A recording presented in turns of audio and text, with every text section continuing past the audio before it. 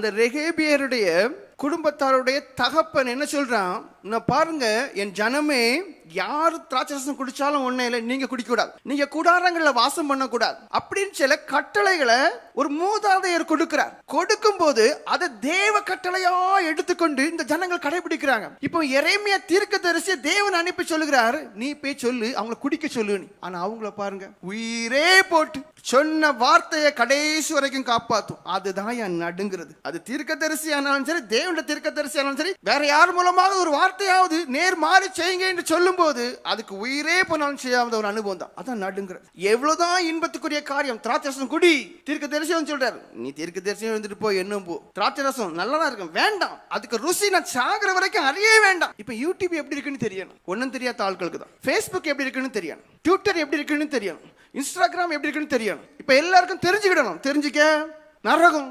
இவங்களுக்கு ருசியே தெரியாது, தகப்பனுக்கும் தெரியாது, பிள்ளைக்கும் தெரியாது, வரக்கூடிய பிள்ளைகளுக்கும் தெரியாது. நாக்கு தேவையில்லை, அந்த ருசி, அந்த கண்ட்ரோல் வேணும். கண் தேவையில்லை இது பார்க்கறதுக்கு. தேவையில்லாத காரியங்களை சிலர் சொல்லும் போது விட்டு விலக தெரியணும். இது அவங்க கூட தான் இருக்கும். ஐயோ இந்த காரியம் தெரியாம போகுமே, தெரியாம போட்டு தேவனை மட்டும் எனக்கு தெரிஞ்சா போதும், வேத வசனம் மட்டும் எனக்கு தெரிஞ்சா போதும், நான் மேல போயிருவேன்.